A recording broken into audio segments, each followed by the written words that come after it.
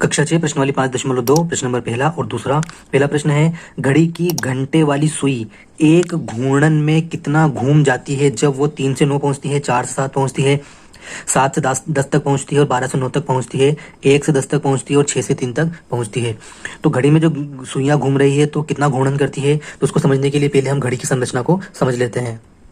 घड़ी की संरचना जो है कुछ इस प्रकार की होती है और घड़ी की संरचना, घड़ी जो होती है वो अगर हम कोण के हिसाब से देखें तो अगर यहाँ से शुरू करें और पूरा कोण बनाए तो ये पूरा कोण जो होता है ये 360 डिग्री का है।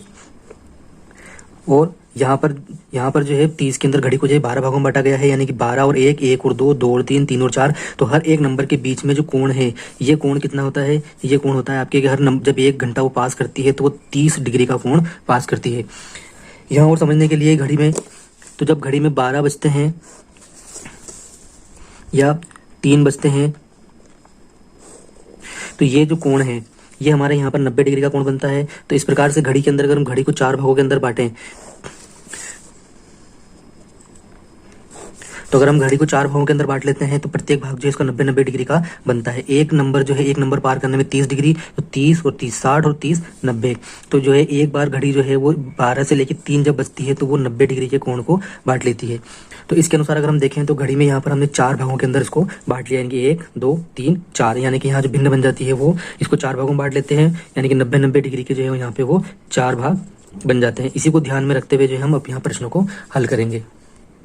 पहला प्रश्न है कि जब घड़ी की सुई 3 से 9 तक पहुंचती है तो वो कितनी भिन्न घूम जाती है। तो 3 से 9 तक, जब बड़ा कांटा यहाँ पे 3 है और 3 के बाद जब यहाँ पर ये 9 पर पहुंचता है तो 9 पे पहुंचने के बाद हम देखते हैं इसके अंदर कितना पार किया उसने, 1 2 3 4 5 6, यानी कि उसने 30-30 डिग्री कितने पार किए हैं, 6 बार पार किए हैं उसने। तो 6 3 18, यानी कि उसने जो है 90 और 90, यानी कि इसके 2 भागों को इसने जो है पार कर लिया। यानी कि हमने घड़ी के 4 भाग बनाए थे, उन 4 भागों में से 2 भागों को पार कर लिया है। तो हम कहेंगे इसके अंदर कि यहाँ से इसने जो है 1/2 यानी कि आधे भाग को जो है पार कर लिया है। जब 4 से 7 पहुंचती है तो 4 यहाँ पर है, हम इसको देख लेते हैं। 4 के बाद जब ये 7 पे पहुंचती है तो 5 6 और 7, यानी कि कितना भाग पार कर रही है, 30 डिग्री 30 डिग्री और 30 डिग्री, यानी कि 90 डिग्री पार कर रही है, यानी कि उसका जो है ये 1/4 भाग पार कर लेती है। इसी प्रकार जब 7 से 10 पहुंचती है, ये अभी जो है हमारा जो है बड़ा कांटा जो है ये वाला 7 के ऊपर है। तो 7 के ऊपर से जब ये 10 के ऊपर तक पहुंचता है, ये 8 9 और 10।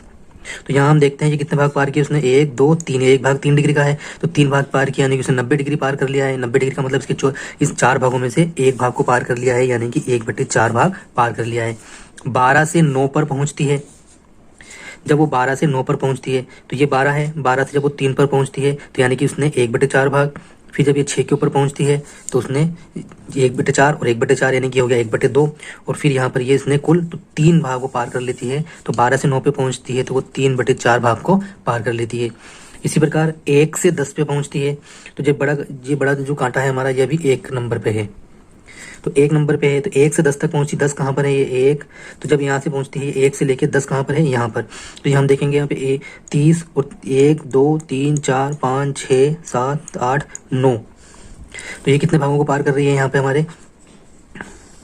तो 1 से 10 तक पहुंचने के अंदर जो है वो कितने भाग पार कर लेती है, यानी कि 3/4 भागों को पार कर लेती है। इसी प्रकार जब 6 से 3 पर पहुंचती है तो ये हमारा जो है ये बड़ा कांटा भी यहाँ पर 6 नंबर पर है। 6 के बाद वो आएगा यहाँ पे आपके, 6 के बाद आएगा वो 9 पे, 9 के बाद आएगा 12 पे, तो आधा भाग 1/2 भाग, और फिर यहाँ पे ये वापस 3 पे आता है। तो ये कुल मिला के 3/4 भागों को जो है ये पार कर लेता है।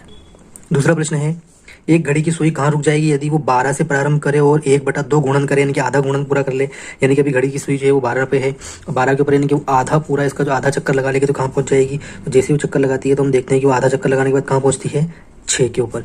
इसी प्रकार दूसरा प्रश्न है, 2 से प्रारंभ करे और आधा घूम जाए। तो जब बड़ा कांटा जो हमारा यहाँ पर 2 पे है, जब आधा गुणन करेगा तो आधा गुणन करेगा तो बिल्कुल ये यहाँ पर पहुंच जाएगा, यानी कि ये पहुंच जाएगा आपके 8 के ऊपर। तो आधा गुणन करने में कितने पहुंचेगा, ये 8 के ऊपर। 5 से प्रारंभ करे और घड़ी की दिशा में 1/4 घूमे। तो 5 से प्रारंभ करता है तो बड़े कांटे को हम जो 5 के ऊपर सेट कर लेते हैं, ये 5 पे सेट हो गया यहाँ पे। तो 5 के बाद ये आधा गुणन करे 1/4, 1/4 का मतलब 90 डिग्री घूमे, तो 30 30 60 और 30 90, तो ये आ जाएगा हमारे यहाँ पे 8 के ऊपर। तो ये कितने पे रुक जाएगा, 8 पर। 5 से प्रारंभ करे और 3/4 घूम जाए। 5 से प्रारंभ करे और 3/4 घूम जाए, तो ये 3/4 घूमने का मतलब है 1 2 3, यानी कि ये 1/4 घूम गया, 1 2 3, यानी कि ये आ गया हमारे यहाँ पे 5 के बाद 11 पे, यानी कि किसने जो कितना गुणन कर लिया है यहाँ पे 1/2, और फिर 1, 2 और 3, यानी कि ये जो है 2 पर आकर रुक जाएगा, यानी कि किस पर रुकेगा, 2 पर।